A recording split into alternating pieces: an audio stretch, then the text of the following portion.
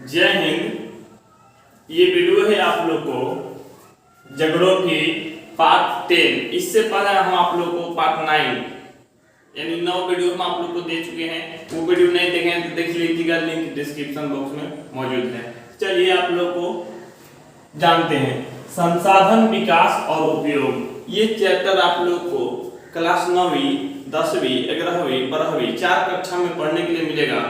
चारों कक्षा को बारी बारी से हम लोग समझ रहे हैं, जो कि बिल्कुल शुरुआत से लेकर आ रहे हैं।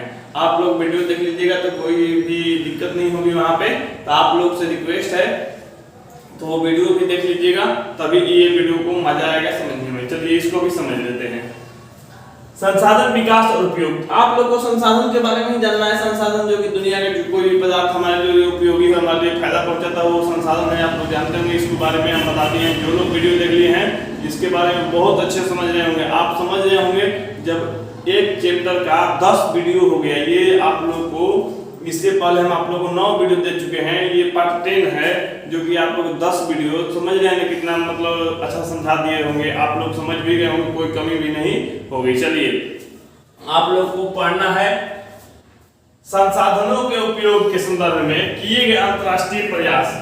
जैसे देखिए संसाधन का उपयोग, संसाधन का उपयोग जैसे मान लीजिए हम लोग को संसाधन पहुंचाने वाली नदियां हैं, पहाड़ है, खनिज है, या मतलब अन्य पदार्थ है, पेड़ पौधा है, या खुद मनुष्य है, या कोई जीव है। तो हम लोग को उसका उपयोग कैसे करना है, उसको उस उपयोग में करने वाले कुछ अंतरराष्ट्रीय मतलब कुछ उपयोग मान लीजिए इस तरह से हो रहा था। मान संसाधन की दोहन हो रही थी। कहिए क्यों, कैसे?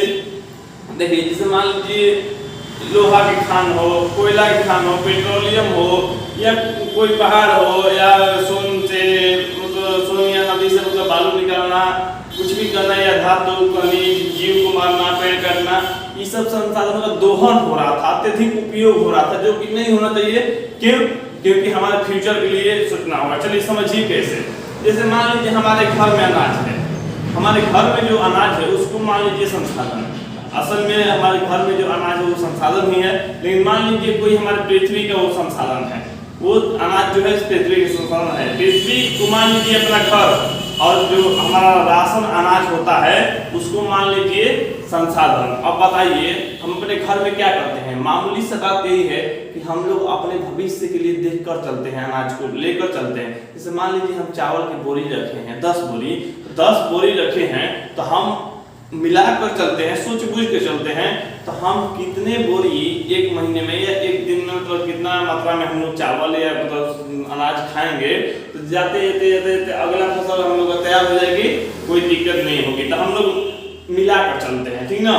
तो उसी तरह वैज्ञानिक लोग क्या करता है, मतलब मिलाकर चलता है। जैसे मान लीजिए कोई भी देश अपना समान धनी बनने के चक्कर में, जैसे मान लीजिए कोई राज्य है, बिहार है, या कोई देश है, ठीक, ये मान लीजिए बिहार है, झारखंड है, उत्तर प्रदेश है, तो राज्य मान लीजिए झारखंड मान लीजिए धनी नहीं है, भारत में सबसे धनी नहीं है।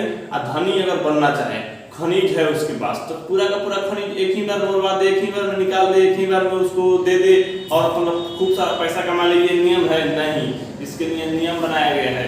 ये कोई नहीं कर सकता है, मनमानी कोई नहीं करेगा, संसाधन में दोहन नहीं करेगा।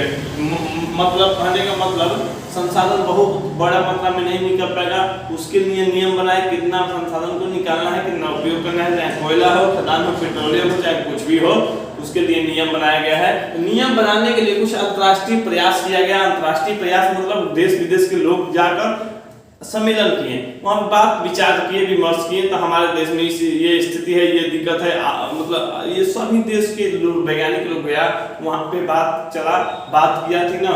तो बात करके धीरे धीरे करके नियम बनाया, और उसी नियम पे आज हम लोग चलते आ रहे हैं, हमारे देश के वैज्ञानिक लोग चलता आ रहा है। देखिए कैसे संसाधनों को उपयोग के संदर्भ में किए गए अंतरराष्ट्रीय प्रयास, उसके संदर्भ में अंतरराष्ट्रीय प्रयास किया गया है, कुछ नियम बना दिए गए हैं। नियम जानते हैं तो क्लब ऑफ रोम, इसके पहले वाला जस्ट पार्ट 9 जो है ना, उसमें हम बता दिए थे क्लब ऑफ रोम, जो कि 1962 में हुई थी, जो कि सबसे पहला सम्मेलन कहिए। उसके बाद विश्व शिखर सम्मेलन 1972 में हुई थी। उसी समय से 1972 से ही मतलब ये जून के महीने में हुई थी, जून 1972 में। तो जून के महीने जो 5 जून था, 5 जून को विश्व पर्यावरण दिवस मनाया था। यहाँ विश्व नहीं लिखे हैं, विश्व पर्यावरण दिवस मनाया था। क्यों? क्योंकि जून के महीने में जो पहला शिखर सम्मेलन था, पहला विश्व शिखर सम्मेलन था, उसमें ऐसा नियम लगाया गया जो कि पर्यावरण को अच्छा बनाने के लिए अच्छा था, जो कि जरूरी था, है ना। तो इसलिए 5 जून को विश्व पर्यावरण दिवस कहा जाता है, विश्व पर्यावरण दिवस के रूप में मनाया जाता है। चलिए, उसके बाद स्मॉल इज ब्यूटीफुल, ये तीनों का तीनों हम आप लोग को इसके पिछले वीडियो में बता देते हैं। स्मॉल इज ब्यूटीफुल जो कि गांधी जी कहे हैं, स्मॉल इज ब्यूटीफुल मतलब वो छोटे कुटीर लघु उद्योगों को बढ़ावा देते हैं। बड़े बड़े कंपनियों की जगह पर कहते हैं वो बड़े कंपनी आता है तो रोजगार छीनता है, सही बात है। बड़ा कंपनी आएगा, बड़ा मशीन, बड़ा टेक्निक लेकर आएगा, बहुत कम लोग को काम पे रखेगा, ज्यादा मशीनों से काम करवा लेगा, कम सबका रोजगार छीन जाएगा। वो ज्यादा से ज्यादा उत्पादन हालांकि करता है, बड़ा फैक्ट्री देश की विकसित करता है, लेकिन रोजगार छीन लेता है। तो इसलिए रोजगार के बारे में कहते हुए मतलब गांधी जी कहते हैं स्मॉल इज ब्यूटीफुल। ये किसकी पुस्तक लिखी हुई है? तो ये सुमेशर की लिखी हुई है, जो कि आप लोगों को पिछले वीडियो में अच्छे से समझा दिए थे, कोई दिक्कत नहीं होगी। 19-20 मिनट का वीडियो है, इसको अच्छे से समझ लीजिए। तीनों समझाए हैं, इसमें हम समझाएंगे आप लोगों को our common future. Our common future जो कि 1987 के बात है। आवर कॉमन फ्यूचर का मतलब हिंदी होता है हमारा साझा भविष्य। हमारा साझा भविष्य मतलब सोच समझ के तय किया हुआ भविष्य, बस यही है। हमारा सोच समझ के तय किया हुआ भविष्य, आने वाला भविष्य कैसा रहने वाला है, कितना मात्रा में संसाधन का यूज करेगा, किस तरह से करेगा, यही सब बारे में बताया गया है। चलिए आप लोग को इसके बारे में हम जानते हैं। आवर कॉमन फ्यूचर, ब्रुक्सलैंड कमीशन ने, ये एक कमीशन, ये संस्था है, ने आर्थिक क्रियाकलापों का विश्व स्तर पर गहन अध्ययन कर प्राकृतिक संसाधनों के संरक्षण और उपयोग के लिए पूरे विश्व के संदर्भ में अपनी रिपोर्ट प्रस्तुत की। देखिए, सबसे जो गौर करने वाली बात है ना, क्रियाकलाप, आर्थिक क्रियाकलाप, वो भी क्रियाकलाप के बाद पहले आर्थिक क्रियाकलाप। देखिए आर्थिक क्रियाकलाप क्या होता है? आर्थिक क्रियाकलाप जैसे मान लीजिए हमारा कपड़ा पहनना, ये आर्थिक क्रियाकलाप है। हम बिना कपड़ा के रह सकते हैं? रहना चाहिए समाज में? नहीं ना, रहना ही चाहिए, मतलब ये कपड़ा पहनना ही चाहिए, ठीक ना। अच्छा, उसके बाद मान लीजिए भोजन, हमारा जो भोजन है, बिना भोजन के हम रह सकते हैं समाज में? नहीं रहेंगे। हमारा वो आर्थिक जरूरत है, वो चीज जरूरत है। अच्छा, शिक्षा भी हमारे लिए जरूरत है। हम ये नहीं कर रहे हैं तो कोई डॉक्टर, कोई अधिकारी, ये सब बनाओ, उतना शिक्षा करा दो, वकीली करा दो, बहुत सारा बड़ा शिक्षा करा दो, ये नहीं, लेकिन छोटी बहुत शिक्षा, जैसे मान लीजिए 10वीं 11वीं 12वीं तक की शिक्षा है, ये सरकार का देना दायित्व है। मतलब ये आर्थिक क्रियाकलाप के अंतर्गत आता है। आर्थिक क्रियाकलाप के अंतर्गत आर्थिक क्रियाकलाप को पूरा करना ये देश हमारे सरकार का दायित्व है, जो कि हम लोग पूरा करेगा नहीं करेगा। नहीं अगर कर रहा है तो हमारा सरकार गलत काम कर रहा है। देखिए, और मान लीजिए खाना मतलब रोटी, अच्छा मकान, जैसे मान लीजिए हमारे मकान रहने लायक नहीं है, या हम मतलब अच्छा तरह से मकान मेरा नहीं है, तो वो सरकार को देना दायित्व है। मान लीजिए मेरा बिल्कुल मकान नहीं, तो सरकार को देगा इंदिरा आवास के द्वारा, या वो मेरे को कॉलोनी के रूप में कुछ पैसा देगा, ताकि हम उस पैसे से हम अपना मकान छोटी बहुत तैयार करें। ये नहीं कि आपको महल तैयार करके देगा, नहीं। आप कपड़ा भी देगा तो ये नहीं कि आपको शेरवानी सिलवा कर देगा, नहीं। मतलब आर्थिक क्रियाकलाप चलाने के लिए थोड़ी बहुत देता है, जो कि बच्चों को भी देता है छात्रवृत्ति के रूप में, पोशाक के कपड़ा के रूप में, हर तरह से प्रोवाइड कराता है, देता है सरकार। अब देना चाहिए, ये उसी का तो काम है। हम लोग का काम क्या है? बस वो सरकार का जो काम है वो करना चाहिए ना, वो भी गलत काम कर लेता है, हालांकि नहीं कर पाता है पूरा, सभी बच्चों को नहीं पहुंचा पाता है, या सभी मतलब सभी गार्जियनों को या पेरेंट्स को नहीं पहुंचा पाता है। क्योंकि जो भी आर्थिक क्रियाकलाप के अंतर्गत है वो सरकार की देनी जिम्मेवारी है, ठीक ना। जैसे मान लीजिए हम गार्जियन है अपने घर के, तो ये मेरे घर में जो भी छोटा छोटा बच्चा है उसको कपड़ा पहनाना, शिक्षा देना, मतलब घर देना, मकान रहने की जगह। अच्छा, उसके बाद मान लीजिए उसके लिए रोटी खाना, पोशाक, हर चीज देना, मतलब किसके दायित्व है? गार्जियन का। तो उसी तरह पूरा देना एक सरकार का दायित्व है देश के सभी नागरिकों को। हाँ, ये नहीं है हम गार्जियन है तो सबको एकदम अच्छा सूट सिलवाते चलेंगे, अच्छा पोशाक सिलवाते चलेंगे, अच्छा ताज होटल में जाकर खाना खिलाते चलेंगे, ऐसा नहीं ना है। 5 स्टार होटल में तो खिलाते चलेंगे, अच्छा मकान देंगे, एकदम मन को ही मत बहुत बड़ा मकान, ऐसा नहीं है। लेकिन हम आर्थिक क्रियाकलाप को पूरा नहीं कर सकते। तो हम गार्जियन असली काम के नहीं, हम गार्जियन उसी लिए बनाए गए हैं जो कि आर्थिक क्रियाकलाप को पूरा कर सकता है। आर्थिक क्रियाकलाप हमारी सरकार पूरा करती है, करना भी चाहिए, हालांकि ठीक ठाक कर रही है। आर्थिक क्रियाकलाप में दोष नहीं है, दिक्कत नहीं है, सरकार को हम अच्छा करेंगे, सैल्यूट करेंगे, सरकार को कोई दिक्कत नहीं है। चलिए देखिए, तो इसका प्रस्तुत एक रिपोर्ट तैयार करके, ये रिपोर्ट तैयार करके दिया कब, आवर कॉमन फ्यूचर जब सम्मेलन हुआ 1987 में, हमारा जो साझा भविष्य है आवर कॉमन फ्यूचर, उसके बारे में एक रिपोर्ट दिया आर्थिक क्रियाकलाप के बारे में। अभी की स्थिति ऐसे है, हमारे आने वाली जो भविष्य है, फ्यूचर है, उस समय इस तरह से स्थिति रहेगी। जैसे मान लीजिए आप अपने पापा से पूछिए, आप अपने मम्मी से पूछिए कि हमारा आने वाला जो भविष्य है उसमें मतलब हमारे देश में अनाज रहेगा कि नहीं खाने के लिए, या हमारे घर में अनाज रहेगा कि नहीं। तो तुम्हारे पापा कहेंगे हाँ बेटा, मतलब ठीक ठाक अनाज जरूर ला सकते हैं, क्योंकि उसको जोड़ के समझ के सोच के हम अनाज को रख दें ताकि मतलब ठीक ठाक रह जाए, कोई दिक्कत नहीं होगा। उसी तरह से अनेक चीजों को मतलब आपका जीवन व्यवस्थित करके चलते, तो उसी तरह सरकार भी चलता है, तो उसके लिए नियम बनाएगा। नियम भी जानते हैं हम लोग, 1987 में जो नियम बना है आवर कॉमन फ्यूचर, उसी को हम जानिए। उसमें क्या हुआ, इसमें पहली बात, कितने बार, पहली बार सतत पोषणीय विकास। अब देखिए बहुत बच्चे सतत पोषणीय विकास नहीं जानते हैं, इसके लिए जानना बहुत जरूरी है। सतत पोषणीय विकास ये अभी मतलब वर्तमान और भविष्य, वर्तमान और भविष्य दोनों को लेकर हिसाब किताब लेकर चलने वाला रिपोर्ट होता है, रिपोर्ट तैयार करना होता है। तो वही है ये सतत पोषणीय विकास, मतलब अभी क्या है, आने वाला समय में क्या होगा, दोनों को लेकर चलना होता है। सतत पोषणीय विकास में यही देखा जाता है। अगर दोनों ठीक ठाक है, समझिए सतत पोषणीय विकास ठीक ठाक है, समझ गए। अच्छा, यहाँ पे कोई दिक्कत नहीं होगा। तो मान लीजिए हमारे घर में अभी अनाज पर्याप्त मात्रा में है, ठीक। अच्छा, मान लीजिए अगली फसल आने तक मेरा अनाज ठीक ठाक रहेगा, नहीं घटेगा, नहीं खत्म होगा, तो क्या है, आपको क्या है, सतत पोषणीय विकास है, ठीक ठाक है, ठीक ना। उसी तरह रुपया है, मकान है, अभी ठीक ठाक है, आने वाले मान लीजिए आने वाले पीढ़ी में, आने वाले भविष्य में मकान ठीक ठाक रहेगा। ये नहीं कि मकान को मेरा कोई छीन लेगा, वैसा नहीं, मकान मेरे पास आ जाएगा, मकान ठीक ठाक है। तो ये क्या है, सतत पोषणीय विकास हमारा हम लोग का ठीक ठाक है, कोई दिक्कत नहीं। सतत पोषणीय विकास में ये होता है जो कि हम लोग उपयोग में देने वाले अभी, वर्तमान और भविष्य दोनों में देखा जाता है, दोनों में शामिल होना चाहिए। चलिए उसके बाद आप लोग देखिए, यहाँ पे आप लोग का विचार प्रस्तुत किया गया है।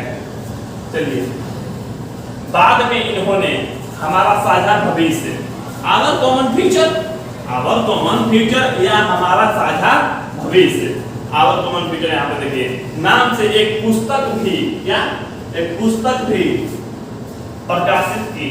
देखिए ये हम मानते हैं ये सम्मेलन किया गया आवर कॉमन फ्यूचर, लेकिन ये एक तरह की पुस्तक भी है। ये पुस्तक लिखी है, उसमें बताया गया पुस्तक में किस तरह से हुआ, कैसे कैसे हुआ। अब उतना डिटेल हम नहीं बता सकते हैं, उतना समझाना है, जितना मतलब समझाना है आपको समझना चाहिए उतना समझाएंगे, देखते हैं कहीं कमी नहीं रह देते हैं। चलिए देखिए, तो आवर कॉमन फ्यूचर ये क्या है, एक तरह की पुस्तक है, याद रखिए ये पुस्तक है, ठीक ना। तो ये जो है पुस्तक प्रस्तुत किया गया है, प्रकाशित किया गया है, जिसमें बात सुनिए, ये पुस्तक में है क्या, जिसमें भविष्य की आवश्यकताओं को ध्यान में रखकर, भविष्य की आवश्यकता, तो मान लीजिए हमारे भविष्य में क्या आवश्यकता पड़ेगी, हमारे भविष्य में आवश्यकता पड़ेगी पेट्रोलियम की, हमारे भविष्य में मतलब आवश्यकता पड़ेगी पत्थर की, जिससे हम सीमेंट बना सके, पेट्रोलियम की, मतलब इस तरह से बहुत सारा, कोयला की या अन्य कहीं बालू की आवश्यकता पड़ेगी मकान बनाने के लिए, उसी तरह लकड़ी, पेड़ पौधा, हर चीज की जरूरत पड़ेगी। तो मतलब सबकी मतलब ये आवश्यकताओं को ध्यान में, आवश्यकता क्या क्या है उसको ध्यान रखना है। समझिए हमारे घर में किसी का शादी होने वाला है, तो शादी होने वाला है तो उसको क्या हम भविष्य में आवश्यकता को ध्यान रखकर, आवश्यकता को ध्यान रखें। जैसे मान लीजिए हम जानते हैं कि हमारे घर में शादी है तो बहुत लोग आएंगे, तो बहुत लोग आएंगे तो बहुत लोगों के लिए हम अनाज हमको रखना होगा, अनाज के साथ साथ मतलब हर चीज रखना होगा ताकि शादी में कोई उलझन, कोई दिक्कत ना हो, कोई खत्म ना हो। ये नहीं तो राशन खत्म हो गया, अनाज खत्म हो गया, नहीं, उसके लिए हम क्या करेंगे, आवश्यकता को ध्यान रखेंगे। तो ये शादी है तो तो उतना हमारा अनाज खपत होगा, तो उसको ध्यान में रखकर चलेंगे, है ना। तो ध्यान में रखकर संसाधनों के वर्तमान उपयोग का विवेचन किया गया है। क्या किया गया है? वर्तमान उपयोग। देखिए इसमें जानना क्या है, अभी क्या है, अभी आवश्यकता हमारा क्या है, अभी हमारा संसाधन क्या है, बाद में आवश्यकता क्या होगा, बाद में संसाधन क्या होगा, यही तो जानना है जी। चलिए देखिए विवेचन किया गया है। इस रिपोर्ट का प्रभाव पूरे विश्व में किसमें, ये जो रिपोर्ट है हमारा आवर कॉमन फ्यूचर, इसका जो रिपोर्ट दिया गया है, आवश्यकता मतलब ये कहा गया है आप लोगों को वर्तमान उपयोग, माने जो अभी उपयोग कर रहे हैं ना, लेकिन क्या है ना, आज से मतलब जो 50-100 वर्ष पहले पेड़ की इतना अंधाधुंध कटाई हुई है, इतना अंधाधुंध कटाई हुई है, कहीं मतलब बहुत सारा प्रजाति, बहुत सारे जंगली जीव नष्ट होने के कारण पे है, विलुप्त हो गया, विलुप्त हो गया। इसलिए हम लोग को जंगल को भी बचाए रखना है। ये नहीं कि कृषि भूमि बनाने और मतलब घर बनाने के लिए, रोड बनाने के लिए हम लोग जंगलों को सफाया करें, जंगलों को खत्म करें, नहीं, ऐसा नहीं होना चाहिए। यानी कहने का मतलब जो है वर्तमान उपयोग का ध्यान रखना है, ये नहीं कि ज्यादा कर देना है। वर्तमान उपयोग कर लिए, मान लीजिए हमारे पास बहुत सारा अनाज है, अभी ही खत्म कर दिए, हम अभी बेच दिए सारा का सारा, तो अभी हम बेच देंगे, तो बेचने के बाद अनाज क्या होगा, आने वाले समय में घट जाएगा, तो बहुत सारा चीजों की किल्लत हो जाएगी, हमारे घर में बहुत सारा चीज की दिक्कत होगी, जो कि हमें को ही भुगतना पड़ेगा। तो यही रिपोर्ट ये सब बताता है कि हम अभी इतना उपयोग कर रहे हैं, बाद में अगर इस चीज की दिक्कत हो गई तो हमारा देश दिक्कत सहेगा। तो ये रिपोर्ट इसीलिए देता है, और हाँ, ये रिपोर्ट जो देता है विश्व स्तर पर देता है, पूरे विश्व में है। क्या है? पूरे विश्व में इस प्रकार के फैला की सभी उद्वेलित हो उठे, मैंने विश्व प्रकार में इस तरह से फैल गया ये रिपोर्ट, इस तरह से रिपोर्ट फैला, सब देश मतलब अच्छा से जागने लगे, सब देश जाग गया। कब? 1987 में, 1987 में, है ना। नहीं तो इससे पहले पेड़ की कितना भी कटाई, पेट्रोलियम की ये नियम रहेगी तभी तो लोग रुकेगा। नहीं तो मान लीजिए हम पेट्रोल निकाल रहे हैं, फायदा हो रहा है, तो हम कितना भी निकालेंगे, लेकिन नियम रहना चाहिए ना, वही नियम पेश किया गया। चल देखिए हो उठे, और फिर विश्व के 170 देशों ने, कितने? 170 देशों में ब्राजील में बैठकर, कहां बैठ गए? ब्राजील सब देश में, सब देश के वैज्ञानिक ब्राजील देश में बैठकर इस समस्या पर गहराई से विचार विमर्श किया। तो ये जो समस्या है अभी बहुत लोग उपयोग कर रहे हैं, इसकी समस्या क्या किया जाए, कैसे ठीक किया जाए, इसके बारे में विचार विमर्श किया गया। कितने देशों के साथ? 170 देशों के साथ। 170 देश जाता है नहीं, 170 देश नहीं जाता है, 170 लोग जाता है नहीं, 170 देशों के वैज्ञानिक जाते हैं। 170 देश के वैज्ञानिक मतलब कहने का मतलब 170 एक देश के वैज्ञानिक एक ही नहीं जाएगा, अगर हो सकता है तो 1, 2, 3 भी वैज्ञानिक जा सकता है, आवश्यकता अनुसार देश उसको कितना भेजे। तो मान लीजिए वैज्ञानिक है, दो वैज्ञानिक दो मत का है, कोई कहे नहीं कि ये नियम ऐसा होना चाहिए, ये नियम ऐसा बोलेगा, तो यहाँ की सरकार तो दोनों लोग जाए उस सम्मेलन में, दोनों लोग भाग लो, दोनों लोग अपने अपने कंडीशन परिस्थिति को वहां पे रखो, वहां पे लोग समझेगा, सब वैज्ञानिक लोग समझेगा, विचार करके विमर्श करेगा। अगर मान लीजिए आपका वाला सही है कि इसका वाला सही है, दोनों अपने अपने देश में विकास के लिए अच्छा बात है, थोड़ा बहुत अंतर है, दोनों को विचार वहां विचार विमर्श किया जाएगा। देखिए 170 देश के वैज्ञानिक जाता है, हम 170 लोग को नहीं बात कर रहे हैं, 170 देश को नहीं बात कर रहे, देश नहीं जाता है, देश के वैज्ञानिक लोग जाते हैं। 170 देश ही कहा जाएगा, देशों के बीच ब्राजील में बैठ के इस समस्या पर गहराई से विचार विमर्श किया गया। इस बैठक को पृथ्वी सम्मेलन के नाम से जाना जाता है, पृथ्वी सम्मेलन। यही देखिए क्या है, यही जो देखिए यहाँ पे आप लोग यहाँ देख सकते हैं, प्रथम पृथ्वी सम्मेलन, द्वितीय पृथ्वी सम्मेलन, तृतीय पृथ्वी सम्मेलन। पृथ्वी सम्मेलन हम लोग जानेंगे, लेकिन ये प्रथम द्वितीय नहीं है, पृथ्वी सम्मेलन। आप लोग एग्जाम में दे सकता है, पृथ्वी सम्मेलन में कितने देशों ने भाग लिया था? 170 देशों ने। पृथ्वी सम्मेलन कहाँ हुआ था? ब्राजील में हुआ था, याद रखिएगा। पृथ्वी सम्मेलन कब हुआ था? ये 1987 में हुआ था। अच्छा, आवर कॉमन फ्यूचर जो पुस्तक है इसकी प्रकाशित कब हुई थी? 1987 में हुई थी। तो आप लोग इसको अच्छे से समझ गए होंगे, कोई दिक्कत यहाँ पे नहीं होगा। तो ठीक है, आप लोग को ये वीडियो अच्छा लगा हो लाइक कर दीजिए, मेरे चैनल को सब्सक्राइब कर लीजिए। और हाँ, आप लोग इसका टेस्ट देना चाहते हैं, नोट्स पढ़ना चाहते हैं आप लोग, तो वीर कोचिंग सेंटर ऐप को इंस्टॉल कर लीजिए, प्ले स्टोर पे दिया गया है, नहीं तो उसका लिंक भी डिस्क्रिप्शन में दे दिए हैं, आप लोग वहां से इंस्टॉल कर सकते हैं। ठीक है, मिलते हैं अगले वीडियो में, तब तक के लिए जय हिंद, जय भारत, वंदे मातरम।